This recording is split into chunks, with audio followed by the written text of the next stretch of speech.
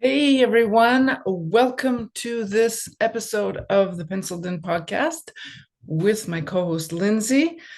Today we are welcoming Robert Kohlbus from Rittenhouse Archives to the show.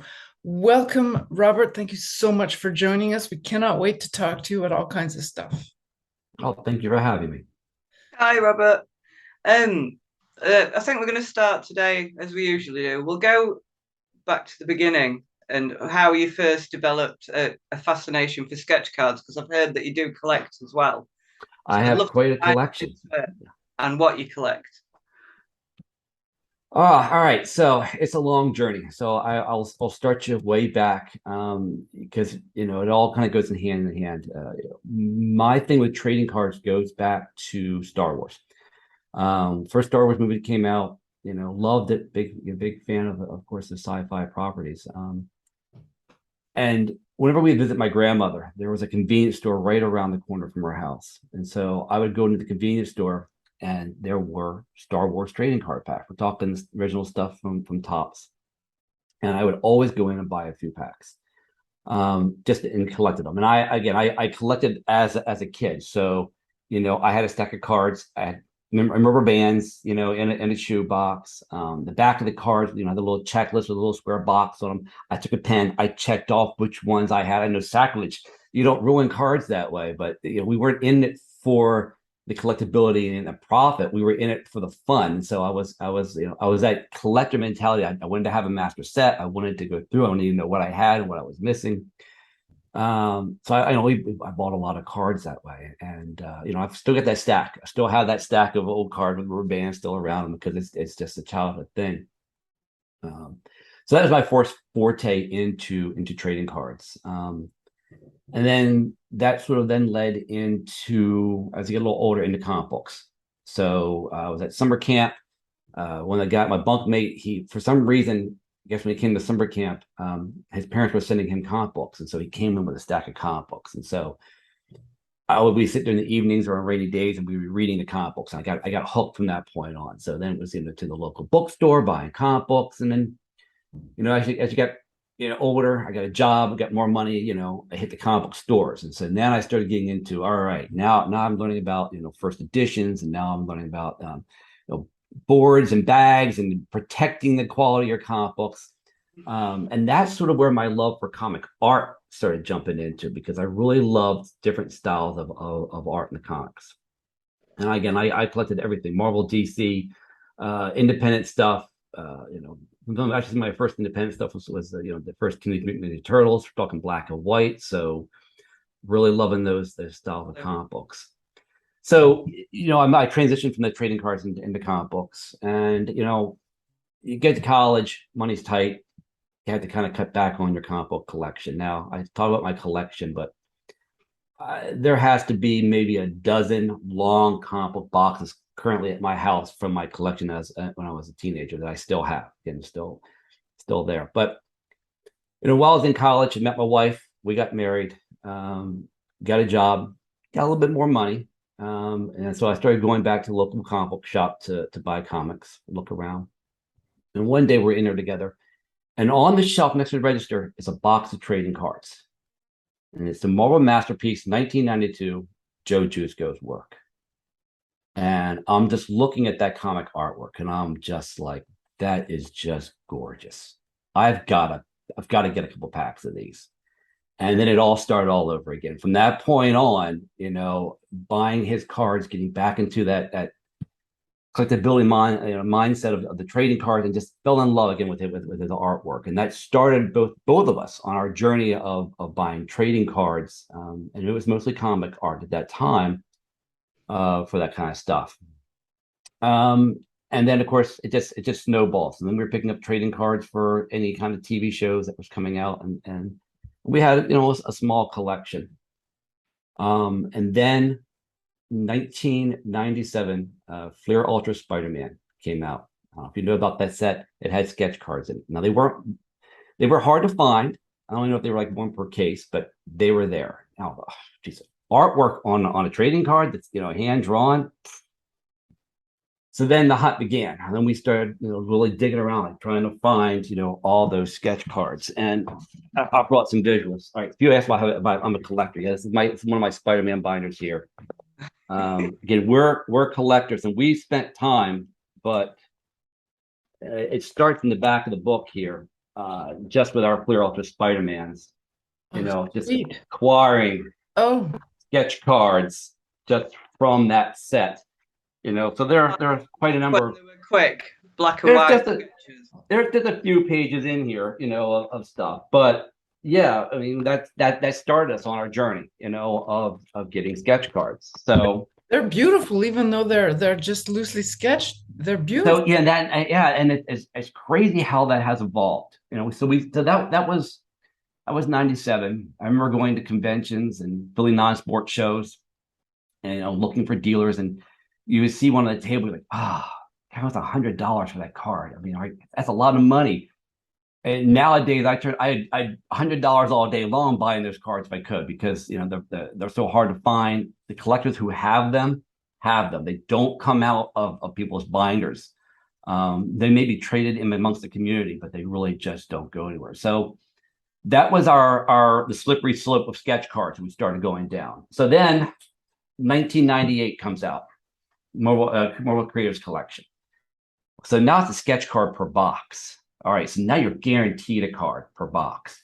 So now you can maybe start to find some more sketch cards. If you're wondering if these are all sketch cards, the answer is yes. Holy moly. This is my wife's binder of the 98 sketch cards. And that's just all that's in here are just sketch cards from 98 collection. Can we see the cover? Can we see the cover? So yeah, it just printed up just a few sketch cards we had. That's cool. Just made That's really binder. Cool. But yeah, so we bought a few in along those lines. So and again, that set was unique because of the fact that there was no real requirements on what they could draw or who they could draw. So artists had a lot of free reign, a lot of very unique stuff, pencil, ink, some color stuff, but a lot of material. So we've got pretty hefty. And then of course that same year you got, Marvel Silver Age, it comes out. Now, of course, that set had a lot of, well-known Silver Age artists. So you're talking back to the beginning here. Yeah, I got to get back to the beginning. So you're talking artwork that's coming in from, people like John Romita. All right, so big names along those lines. There's a Stan Lee on the bottom there as well, the Stan Lee sketch card that he's done. So again, you've got stuff from George Tuska, Dan Schaefer, Sal Buscema, Gene Collin, Tom Palmer is in here. What a collection. Marie Severin, all those kind of just stuff that's just, again, so a lot of fun as a couple opening up cases of cards and boxes of cards and collecting. And that's just, the stuff that had come out from Marvel. And to interject 1 minute, yeah. The collector, would you say you prefer it when something's guaranteed? Or do you absolutely. No, I if I'm putting the money out, and I talk about this now, because you look at box prices of trading card boxes, I want to, I want that guarantee. I don't want disappointment. I want to be able to find stuff. I want to be able to open something up and guarantee. Now, the fun is when you open up a box is you never know what piece of art we're going to get. You don't know an artist you're going to get. You don't know a character you're going to get. Sometimes it's like, I'm not a big fan of that character, but look at the detail that went into putting this card together. And then sometimes you get a super rare hot artist and you're like, oh my Lord, I can't believe I just pulled this card. Pause for 1 second. Sorry, it's all me here. What a collection. Oh my God. So regarding that story, again, I'll come back to I know it's a long way to get here, but this was Marvel Masterpiece by Upper Deck when it came out. We bought a case of that product just to show you some of the cards we managed to pull. That is a Joe Jusko sketch right there. A couple other pieces. So this is just some of the stuff that we ended up pulling from our case, and just the sheer joy of opening up a product like that and pulling not just the quality of the artist, but just quality of the artwork, we just, love the sketch cards, love the quality of the stuff that's coming out. Other stuff that's come out that's been great over the years that we've collected. Upper Deck did Disney sketches. I don't know if anyone's familiar with those. Those were in the Disney Treasures. And again, my wife being a big Disney collector and a sketch card collector, when you start finding out that artists have done sketch cards, well, you're from the studio artist, grabbing sketch cards from that set. We opened up so much of this product looking for the card. So, that really was my love of sketch cards, and with trading cards. So much so that I had started a website, the Non-Sport Card Collector, back when the web was really, really young. Weren't a lot of other websites being done by any of the companies. So at the time, I was reaching out to everybody making cards. Fleer, Chrome was doing cards at the time. FPG was doing it. Comic Images. A lot of guys in the industry doing trading cards. And so I reached out to them saying, "Hey, love to get any information you have on new product coming out, product I can review, press releases, whatever else." And so that's what I was putting up on my website, just providing information to the collectors that were out there. Do you still keep up that website? I'm sorry, do you still keep up that website? No, that website went away. It went away because one of the people I had gotten and connected with was Steve Cherndorf, who was at Fleer at the time. Getting information about a lot of the stuff that they were putting out. And then Steve started his own company in 1999, which is now Rittenhouse Archives. He asked me to come on board just to help get the website created for his company. So I did that. And then he hired me on full time in 2000 to come on managing technology, basically the website originally, and then also doing product development. So I was also doing, I think my first set I ended up doing was like one of the first Stargate sets. And at the time we had Stargate and Xena and those kind of things. And so, you've been there since the year 2000. 2000, October of 2000. 22 years. So you've been there for 22 years. Wow, congratulations. Thank you. So that's how I got into the industry. Was mostly through my love of the trading cards and my work of doing websites in technology along those lines. And so working for Rittenhouse, getting hired in that regard. That's a great job setting up Rittenhouse, because I always think of Rittenhouse as the classy card company. Bit upper class, I don't know if it's because of the subjects or I don't know what it is. Maybe the logo, maybe the name. I don't know, but it's done a good job with the branding, I think. Thank you. Yeah, people be surprised to know that we really only have 4 full-time employees at that company. I did not know that. That's it. You guys must work really hard. So that was the start of the journey on working with the company on that kind of stuff. Now, of course, we've done sketch cards and a variety of products, everywhere from comic stuff with our Marvel, Star Trek, sketch cards, Game of Thrones sketch cards, Stargate. We've done them for Farscape, Xena had sketch cards. So a lot of the properties that we've done, we have incorporated sketch cards. And of course, that has evolved as well. When we first started, a lot of our sketch cards, as you mentioned, being sort of line detail and artwork were these very simplistic black and white pencil sketches. In fact, when we started them, we were doing stuff for Star Trek, repeat sketches. Hate to see repeat sketches, but the studios at the time were just like, we don't want to have to try to look at 400, 500 different sketches. Just show us 30 different ones. We can approve them, and they can just kind of Xerox and make copies of them, do them all by hand and that kind of stuff. And now, of course, we've evolved, not only Rittenhouse, but the whole industry in general, going from those loose pencils to these, there are pieces of art. I mean, when a guy sits down and spends 2 hours putting oil onto a piece of cardboard, essentially, to render just a beautiful scene so realistically. You can't call it a sketch anymore. They're straight up art cards. So it's a piece of Like art. bugbear for some people. They really don't like them being called sketch cards, they're art cards. Yeah. Yeah.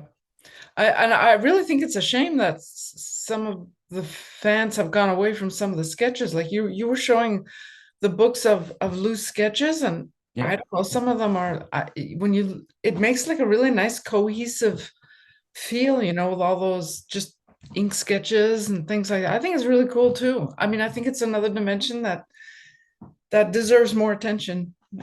Yeah, it goes back to the convention mentality. I mean, I've got sketches that are done where you go to a convention, you get in line for your artist, you give them a blank piece of paper, a sketchbook, or a cover, and the guy's like, "Yeah, can you do me a quick Wolverine?" And it's just, it's 5 minutes, boom, and Wolverine's done. But it's so cool because that's what it reminds you of.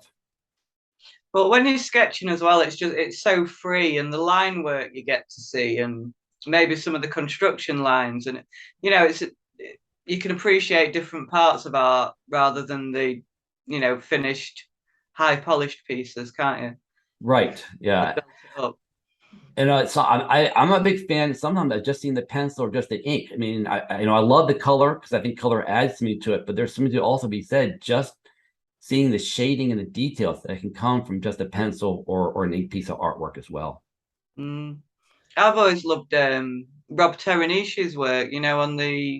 On the top sets, the Star Wars. The balance he gets between black and white is just, I don't know how he does it. It's just perfect every time, it seems. He's a comic book artist actually, and has done many, many years of he's drawn everything for pretty much everybody. I think he's an amazing artist actually. He should be working for everybody, but he's not online much. May I just go back to riff off a question that Lindsey had said concerning if you wanted, as a collector, you prefer to have a guarantee of a sketch in a box and things. As a collector as well, do you really enjoy having a variety of things that you can get in a box, or do you prefer the simplicity of cards only and maybe a couple of sketches and that's it? Like referring to like costume cards or signatures or all that kind of thing. Oh yeah, no. As a collector, definitely the variety. I mean, if I'm, autographs from stars of a TV show, relic cards, I think are great. Even as working within in the industry, I love seeing the different, substrates, kind of different paper we can use. Whether it be retro stock, throwback, which is sort of that cardboard stock kind of thing, whether it's done on acetate plastic, whether it's a sticker card, lots of different kinds of things. I like to see that kind of variety. As a collector, I'm not a big fan of parallels. I think putting all the box out with just a numbered parallel and it's the same artwork, but now they've changed the foil color, doesn't do anything for me. I like seeing the variety. I love putting everything out at the end, putting stuff into a binder. Love my binders.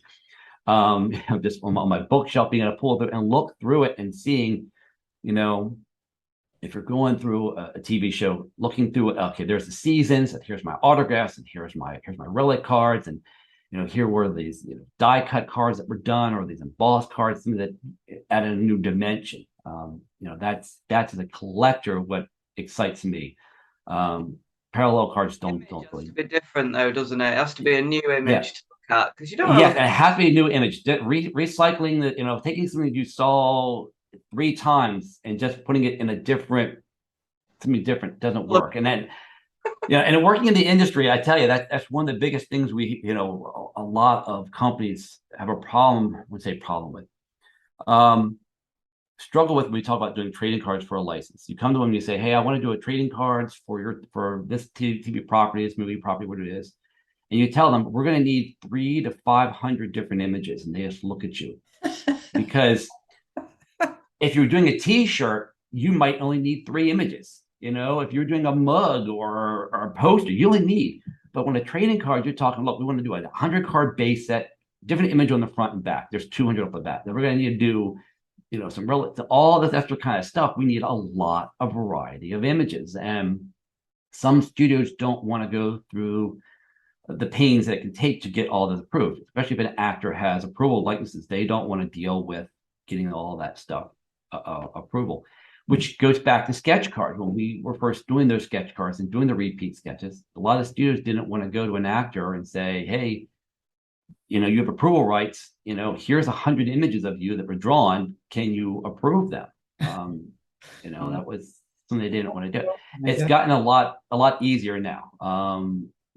But still a lot of shows have, actors for shows have approval rights. If you're doing a sketch card for William Shatner in Star Trek, that sketch card's going to be seen by William Shatner so that he can go ahead and approve it and say that's a good enough likeness. And that's pretty cool, though. Even if it is. So that something you've done has been seen by the actor, who says, yeah, I'm okay with that likeness. I'll never forget when I saw him doing Rocket Man. I stumbled on that on YouTube years ago. Have you seen it? No. Shatner, you mean? Oh, that'll be a treat for you later if you've not seen it. Okay.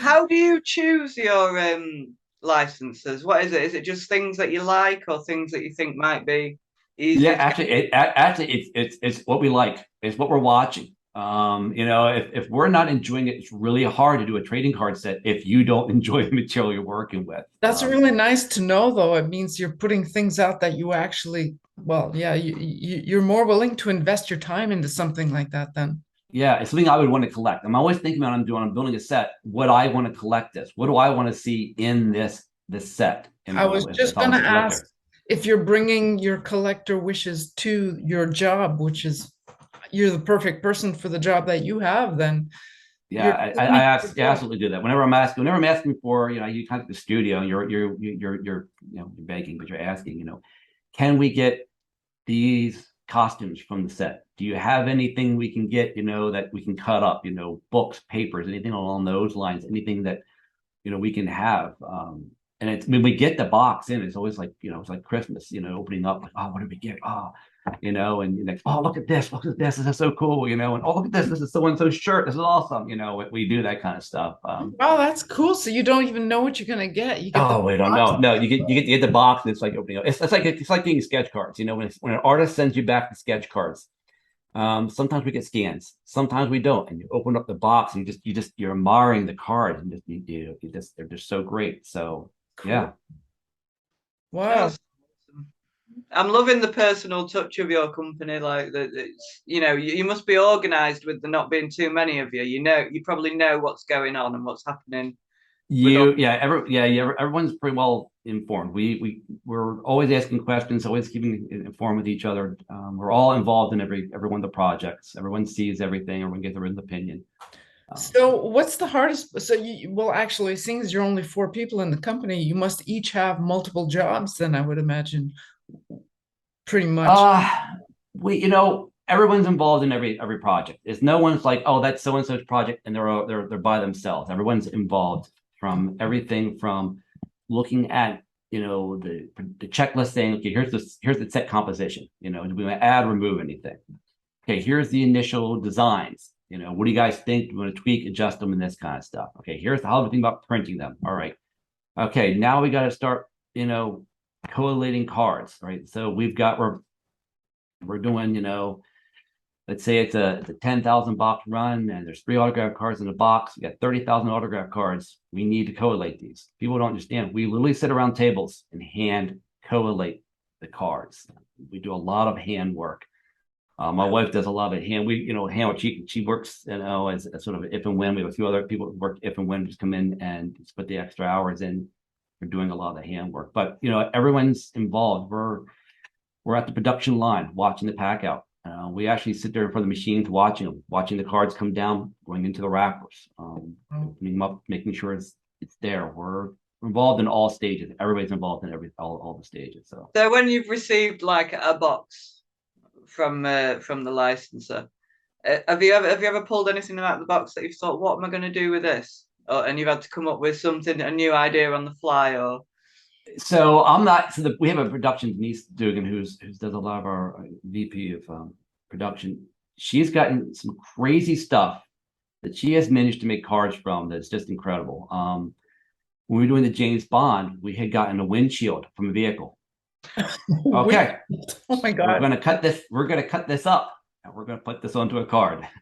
You know, I Well, can't. That's pretty thick. You can actually put that yep, on the card. yep. We've done that. Yes, casino chips. They're taking a casino chip and cutting them a casino chip in half and melting casino chips. oh, We for Stargate, they had this episode where these, there were these little bugs. And part of the production they had were these little teeny plastic like toy bugs. And so we literally made a shadow box, had to been about this thick. We mounted the bugs down inside of them for people to collect, were these, little plastic bugs that were on the show. So we've gotten a lot of very unique things. And I can't think of one instance where we said, we don't know how we're going to do that. We've found a way to utilize the items and get them done.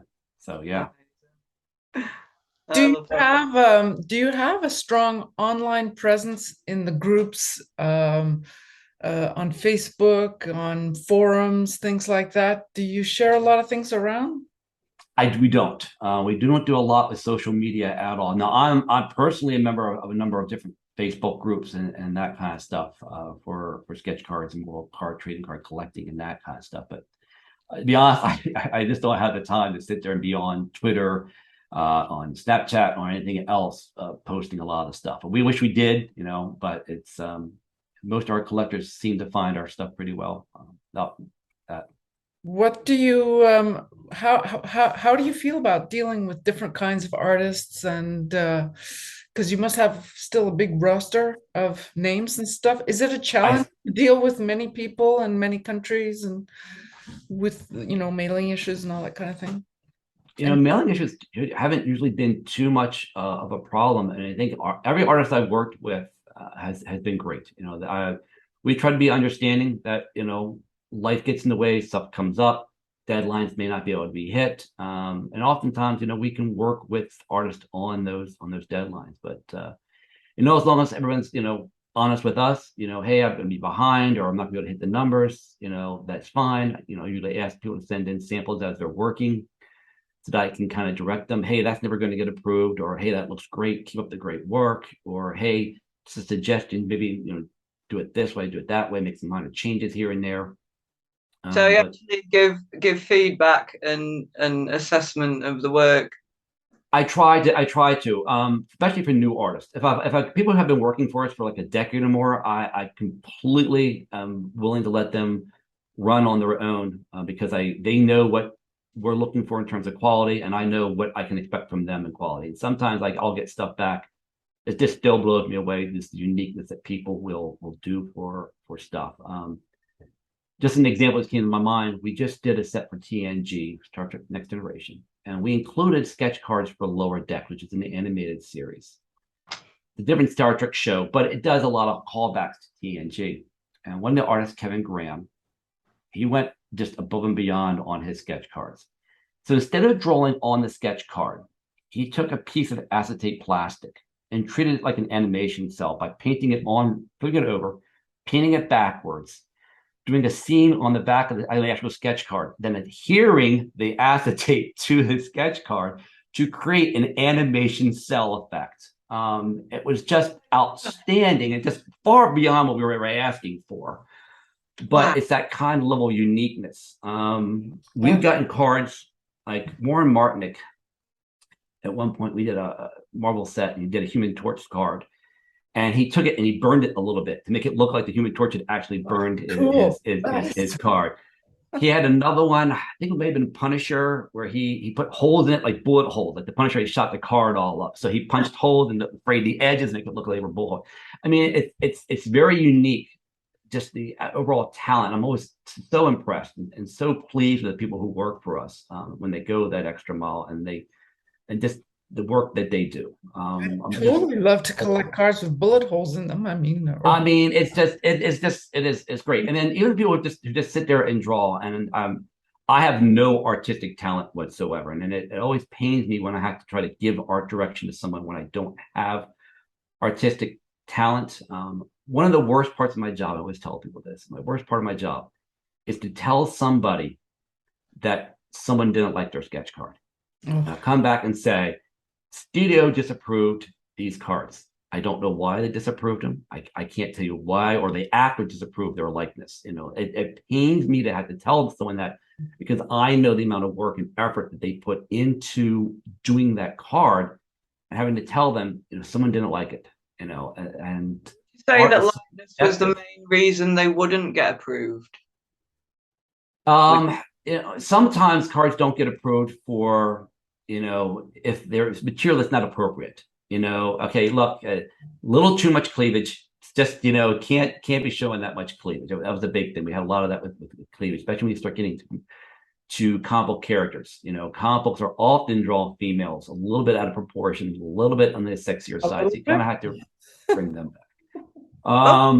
Enjoy drawing the female. Well, artists enjoy drawing the female form. It's we all love it. So like you are tempted to make them a little bit bigger. For actors, it's just hard. Sometimes an actor will just look at them and they'll say, you know what, I don't like the way that looks, and there's nothing you can do about it. And it's so subjective, and you're like, wait, that's a great. And you look, you're like, here's a photo reference, here's the sketch card, looks the same to me. I don't see what it is. It's all in the eye of the beholder. Different people have different artistic styles. Sometimes the studio doesn't like an artistic style, and I'm like, I don't know, it works for me. Going back to comic artwork, before the chibi style became popular, we had some stuff done early on with that chibi young, and the studio was like, you're like, we don't like that. That's a particular style. Only for 2 years later, going, yeah, now we like that particular style. Things come and go, and they wax and they wane. That's just how it is. So, yeah. Are you currently looking for more artists, or do you have all the names that you need? Always looking for new artists. Right now, we're looking, of course, for anyone who can draw realistic portraits of, because we're still doing stuff with Star Trek, Doctor Who, Game of Thrones. So anytime we're doing those, you do likeness of characters, they've got to be dead on, because I said actors have likeness rights, and they've got to see themselves in the best possible way. Even if they didn't look that good on screen, airbrush out the wrinkles, it's all good. Fix the dark circles under their eyes, make them look nice. Scenic stuff. Aliens. Yeah, tended to pretty them up. Yeah, smartly pretty people up. Aliens and spaceships are a lot easier to draw, but again, still something that's on par what we're looking for. So we still get a lot of submissions, people looking at comic stuff, and we just don't do anything right now with comics, everything that we are looking for. But we do have an email, which is artsubmissions@sci-fi-hobby.com, that artists can reach out to us. All of our artists have to get pre-approved by the studios. So we're always like, yeah, we need some samples of, if you're looking to say, I want to work on Doctor Who, then I need to have Doctor Who sketches to show the studio. They don't mean we're looking at something you did for Star Wars and passing it over for the Doctor Who guys. It's not like, well, okay, that's the late Darth Vader, but I need to see, a dialect. So can you redraw this for me? That's what they need to see. What was that email again? Sorry. So it's artsubmissions at sci-fi-hobby.com. Okay, great. We'll include those in the show notes and things like that. What do you see for the future of your company? Do you see yourselves maybe branching out into different themes or trying new things? Always growth. I mean, we're always looking for the next, license and property, next sci-fi show that people were looking for. But it's not even nothing to be sci-fi shows. Galaxy Game of Thrones is sort of a fantasy show. We've done non-sci-fi shows before, so I think anything that, again, we watch, we enjoy, that there's a collector base for, that there is a audience for collecting trading cards. Not all shows are going to have an audience for trading cards. Do you see, like, I'm sorry. Yep, I guess, like Twin Peaks. Twin Peaks was an older show. We've done 2 sets for it. Got another set coming out. It's going to have sketch cards in it. But is that a science fiction? Is it a fantasy? Is it a drama? Where do you classify that show? but it's got a strong fan base and it's got great stories to tell. And so that's the kind of things you look for. Do you see yourself or the company bringing back some of the really older classics, or do you just go by what seems to be, what's like you just said, what seems to have a strong following? Do you feel classics are we've always done classics. One of the first sets we did was a Twilight Zone. Twilight Zone it's still very strong for us, but we're still working on another Twilight Zone. We've done shows for the classic Wild Wild West show as well, Outer Limits. So those classic sci-fi shows are also very, good for us. And we've done shows card sets for shows like $6 Million Man and Bionic Woman. Again, something from again going back to those time periods. Again, you mentioned Xena as well, didn't you? We were doing Xena. We did Hercules. So yeah, both current at the time, but those classics as well. So yeah. What do you see yourself collecting in the future? I mean, that would obviously span over, without naming companies or anything, but are you looking for something new to collect? Any show that I enjoy watching right now, if there's a trading card set for it, I will go out and get that. Okay. Do you collect other things as well? Like, I don't know. Debt. I collect debt pretty well. That's easy to collect. It's a popular collecting item. Did you find do you find that the COVID thing has had any effect on what you sell, what you create, your company? COVID has made challenges in production. When at the height of COVID, one of the things everyone complains about supply chain issues, and that affected us as well. Paper, plastic, foils, cardboard. People would have no idea how hard it was to get cardboard. Cardboard boxes at times were a problem. When the paper stocks that we use, which is a higher quality paper, thicker paper stock, our paper supplier was like, yeah, that's all being used to make boxes that COVID tests are going into. So we're having a hard time getting supplies for that. So there are those kinds of challenges. It's gotten better. We're slowly now, everything that was at one point a short supply, we're now able to get. Unfortunately, like everything else with inflation, comes now at a higher cost too. Everything has gone up. So paper costs, if you ask anybody, paper costs have gone up. Shipping costs have gone up. The foil for wraps, that all goes up. So all those go into consideration, making challenges. So yeah. I really can't stop thinking about those sketch cards with the bullet holes in the acetate. I don't know. I don't have. I would love to have them. As a working for the company, one of the hardest things I also have to do is give up cards. You find your favorites and you're like, I just want to keep that. I want to put that in. People always ask, you must have a huge collection from Rittenhouse. I'm like, I wish I had a huge collection of cards. I wish I could say, all right, that's your half and this is my half. 2 for you, 1 for me. That would be great if that worked that way. It doesn't. So I get a little joy knowing that, all right, someone's going to find this and they're going to get super excited when they pull this from the box, because I was super excited when I saw it. So I know they're going to be super excited when they pull it from the box. Oh, it's very generous. I mean, I've that level of sort of freedom and creativity on sort of licensed cards before. I've never, if I sent a set back and I put holes in it to somebody, I'd put. Yeah. Well, yeah. I mean, one of the things you may have noticed on these sketch cards that when we send them out, and I know Ingrid knows this, our cards are oversized. Everything goes out larger, so that when we can trim them down, one, we get nice sharp corners. Two, it gives the artist the ability to bleed outside of the card to the artwork. So when we cut them, the artwork is edge to edge. But it also, like I said, gives a little more freedom to be able to do creative things with it, because you've got more room to work with. We've had artists who have done a lot of taping. Tape something on, airbrush, pull it out, retape something, and retape it to a new set, because they've got that much surface area to work with. Yeah. They would get that airbrush and do some really cool effects by taping and masking down. I bet it's a lot more comfortable to work with as well, because I find, when you're pressing down on your card to keep it in the right place when you're drawing on it, you can really in the heart. Yeah, or your hand, you're like, I had the artwork like this because I've had my hand down. I'm going to hit, in a wet area or do something else. So I have some work.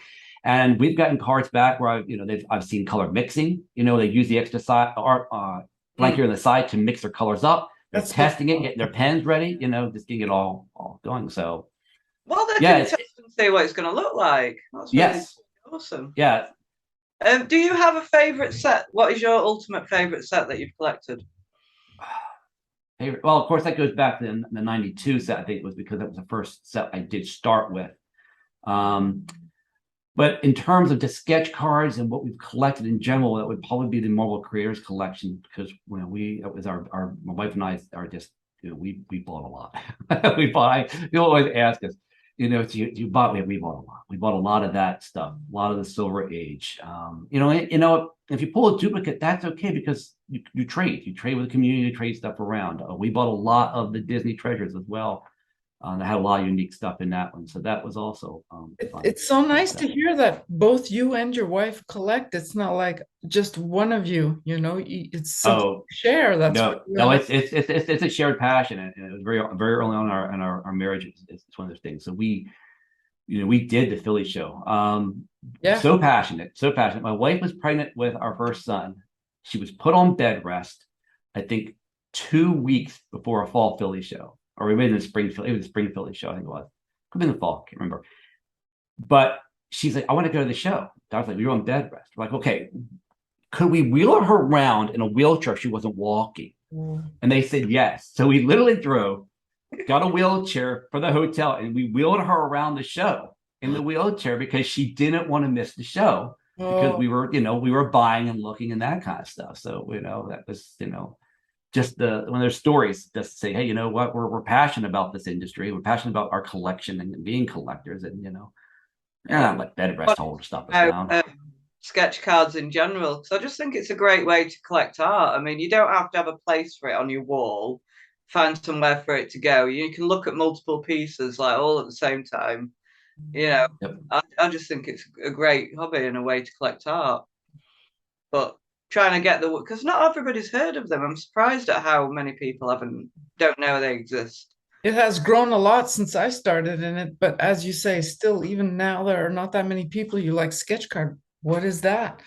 And there's Right. still in my neck of the woods, there are a lot of people that still think that trading cards is only baseball or hockey, well, especially hockey, because this is a hockey province, but that it's just that and that it doesn't really cover anything else. So trading cards as a whole still has a few areas on the planet to populate. I remember when we were first got the Marvel license. We were doing the Marvel Complete Avengers set. That was our first Marvel set we were working on, and we decided we were going to do again a sketch card in every box, much like was done with the Fleer. We had actually made the decision also that we were going to, for that set, industry first. Every sketch card was going to be color. So we said every sketch card has to be colored. Of course, the task was now, how do I find artists? Where do I find artists to do sketch cards? And so we hit up some artists who had already done work before. Warren Martinick, John Zott had done work for us. We reached out to the Kubert School to look for artists there. We looked at Glasshouse Graphics. They had a roster of artists, but we still needed more artists. So I remember going out to eBay and doing searches for any artist doing personal sketch cards, just getting them in. And then over the years, just early on, going to conventions, I would go down Artist Alley looking at people. And if I saw someone who had like a personal sketch card, you would talk to them. But then you talk to artists and they're like, I don't know what a sketch card is. And I pull up my portfolio and make, okay, here's what a sketch card looks like. Here's the sizes. Here we do it. So we pay. This is how things. Some artists are like, oh, that seems like a lot of work. And no, it's just too small. I can't work in that medium. I need a big canvas size. And then some artists just took right to it, but introducing artists who weren't familiar with that, whether they be comic book artists currently or guys hoping to break into the business.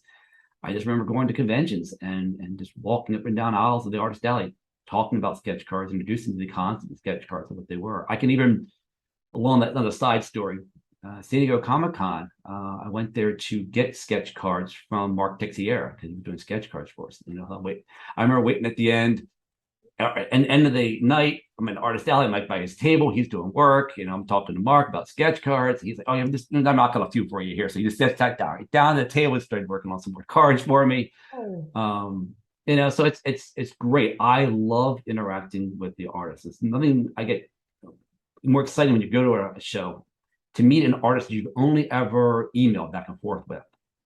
Go up and say, "Hey, I'm Robert from Rittenhouse." You get that, when you haven't seen before, haven't had that chance to meet, you've got that working relationship, and now you get to talk to them personal, and you can look at their portfolio to see what they're doing outside of what they're working on for you. See what books they're doing, whether it be an independent book, whether it be cards for another company, whatever it might be. So, yeah. Conventions, Lindsey is getting on board with that now in her neck of the woods and spreading the word of sketch cards around in her country. And I did the Philly show last spring, and it's kind of fun for us as artists to see people who collect face to face and meet a few people who, as you just said, you've only talked to by email or something. I gotta say, conventions are pretty cool. It's really.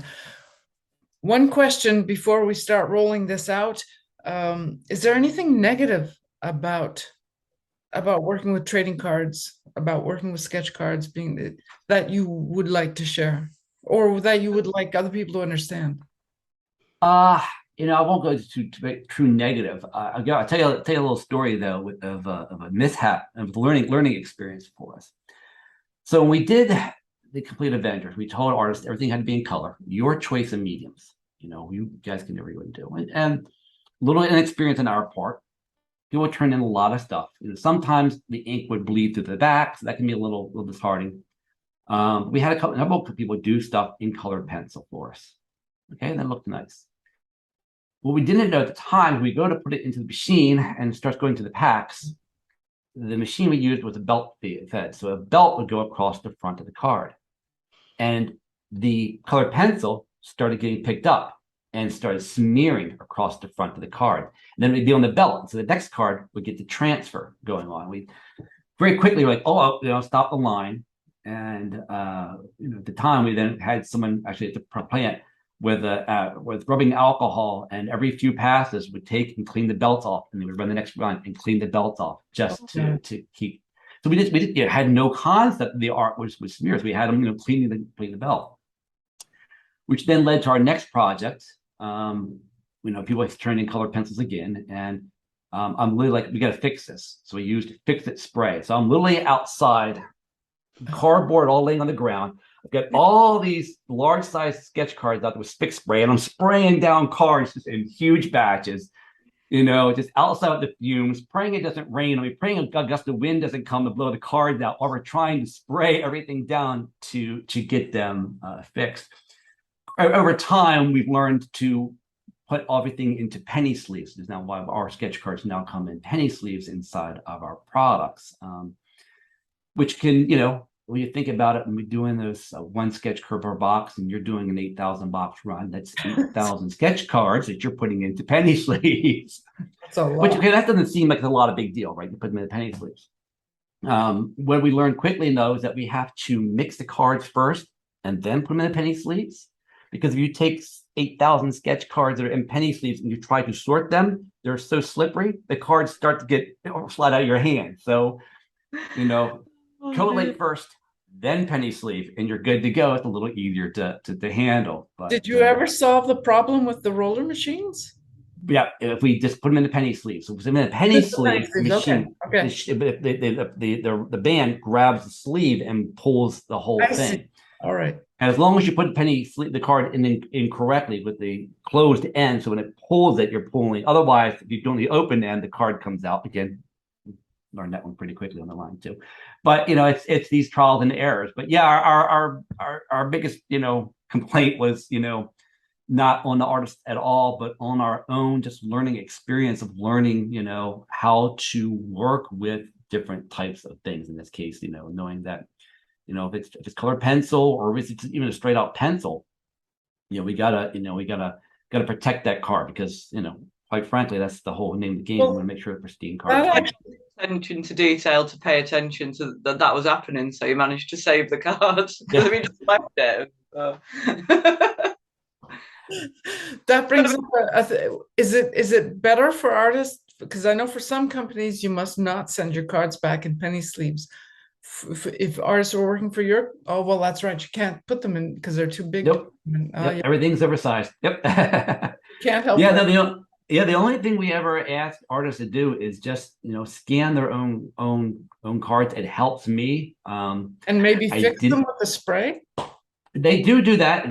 If they got the time to do that, that's great. If not, we'll take care of it. Early on, I didn't ask artists to send in scans. That was another thing. So you can only fit 4 of these large cards at a time on your scanner. And so when I was scanning in, 6,000, 8,000 cards, 4 at a time. I And scan then, everything. I scan everything. Or yeah, one thing that works really well, it's a phone. phone. Because then you can just go back, even though there's not a lot of detail, it's still a record Yeah. of what you've done. So I highly suggest to all you artists who don't do that to record your work. It's a good thing to do. We've had some artists, speaking of recording, let's go off on the side tangent, but who have done YouTube videos of them recording drawing a card. Which I think is just outstanding to see someone sit there with a blank card, put the camera up, and just watch them do their work. From the pencil to just the ink and color. I think, to me, that's if anyone who hasn't seen that, do searches for that on YouTube and watch those videos and just truly appreciate the talent that's out there that the artists have. I'm always amazed. We were actually just me and Ingrid spoke yesterday about doing episodes where we do a compilation of different artists doing the same subject, and we'll put it together in one big video. Oh, cool. Yeah. We're going to try that. So far, we got, I think, 1 response in our group, only 1, but there'll be Lindsey and I doing it. So we'll see who gets on board with it. But yeah, that's fun. It's fun to watch people work and stuff like that. Yep. So, I mean, do you have the same rules as most other companies where you don't show your work until the set's been released? That's correct. Yeah. So if you did a video like that, you'd save it until the release and then upload it. Yeah. Now, sometimes if the cards have been approved, it's always one of the biggest things is because you're working with actors or anyone else. But I feel like we're always running down right to the wire on getting approvals. It's kind of like, hey, actor John, we really need those approvals back. Can you really get that back to us as soon as possible? And so, but if we get stuff back early enough, I have no problem with an artist saying, hey, you can go ahead and post your approved sketch cards. It promotes us and it promotes them. They're getting an artist proof. I know that those artist proof are a lot of the incentive that artists do to go ahead and recoup the time and energies. And so if they can promote their work and say, this is the kind of quality I'm doing in the set, I got some APs, let me know. Is it always better to ask you first, though? Absolutely. Always best to ask me first. Can I show this? What's the earliest I can start showing? When can I start showing? Where can I start showing? That kind of stuff. Okay. That's good for everyone to know. Lindsey, do you have anything else you'd like to ask? No, I think I did make some notes. I mean, some of it was for the artwork. Like, what would you be looking for? If somebody did send their artwork to you. So for Star Trek, and remember for all these shows, it really comes down to characters, aliens, ships are scenic. For Game of Thrones, obviously there's no ships, but a scene is the castles, those kind of stuff are always great. Dragons are always good for Game of Thrones as well. Actors not so much for Game of Thrones, but those kind of scenic stuff for Star Trek. Doctor Who, Umbrella Academy that we're doing stuff for. That kind of stuff. Actors, aliens, scenes, all that. Yeah. Oh yeah, I definitely love My Umbrella. I'm glad to hear it's back for a 4th season. So. Oh yeah, it's good. I started watching it. It's actually very good. Yeah. Okay. Do you have anything you would like to add? Any advice for artists out there, or any experiences you'd like to share? I'm sorry. That you'd like to talk about? Anything we haven't asked you that you'd like to talk about? I don't think so. Again, I think I've just I always hate. And a lot of artists do reach out to us, and sometimes I have to tell them, hey, your artistic style either not what we're looking for, or the studio didn't like with your stuff. I always want to reinforce that, look, if you get rejected, it doesn't mean you're not a good artist, and it doesn't mean stop trying. Refine your skill, try a different artistic approach to whatever it is, and then resubmit. Just because one person didn't like your work doesn't mean someone else doesn't like your work. Again, art is subjective, and always fascinated me that as a collector. There's people out there who collect, and they'll go back to Marvel. There are people who collect just certain characters. There's people who collect just certain artists. I'm a collector of artistic style. If a piece speaks to me, I don't care if it's the most obscure character in the world. If I'm like, I love what they did there, that's how I collect. And I think that's how artists should approach their stuff, in my opinion. Just draw the way you draw. Be you, and put you on the card. And people are going to like it, some are not. But that's just the way that it is. So that's excellent advice. Where can people find you? They want to reach out to you? I'm sorry, I didn't want to be inappropriate there. If to find you or the company or both. The best thing is go to the website, sci-fi-hobby.com. Again, if you're looking, all emails to art submissions comes to me.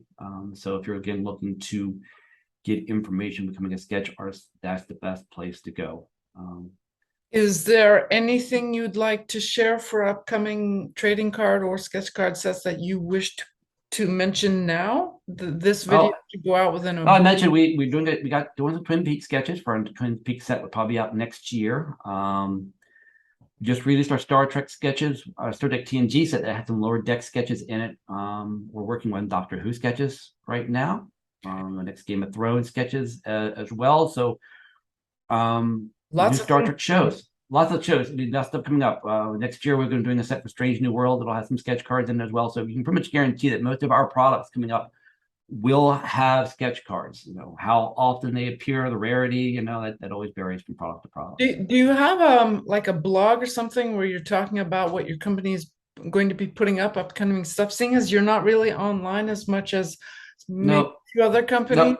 No, the best place to do is to look at we have a release schedule up online on our website, and it'll show you what products are planned for the next year. And then you can, any artist who's interested can say, hey, are you doing sketch cards for this? How can I get in on this particular set, and that kind of stuff. So okay. Well, thank you so much, Robert, for having come on. Perhaps you'd like to come on again in the near future to talk about a few more things that we might have in the works. Thank you so much for sharing everything. We hope you enjoyed chatting with us. Yeah, no problem. And I love showing off my collection. I'm maybe a little. I'm in collection.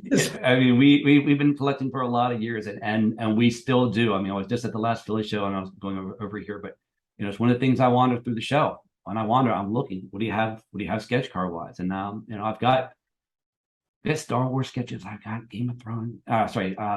Lord of the Rings sketches. I mean, I've got different people from Marvel stuff. I mean, it's you have to make some videos of your collection of just going through. Yeah. Well, I get a little hesitant to do that, because whenever we do that, there will be emails. And someone will always ask, are you selling? Are you trading? Can I get that? It inevitably always happens. And it's one of these things was like, my wife and I go, oh, are we selling today? No, that kind of stuff. So yeah, no, it's our binders, it's our babies. We like to look through them. We enjoy them. Does Rittenhouse have binders with the sets they put out? Do we have so we literally it was yes, you must have master binders and master stuff on your bookshelves. We actually have Xerox pages. We actually take the stuff and we scan it. So our binders on our bookshelves just have photocopies essentially of autographs and the sketch cards. We don't keep. We have the regular base cards and the chase cards.